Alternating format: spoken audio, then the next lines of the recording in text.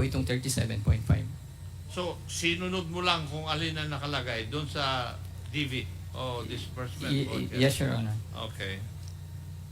Ngayon, paano mo malalaman o masasabi na tama ang data na nandun po sa disbursement voucher?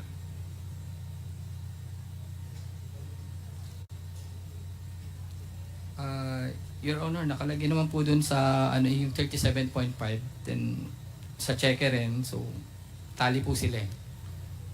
Now, may I know if alam po ninyo kung ano ibig sabihin ng operational at saka MOE expenses, Mr. Farda?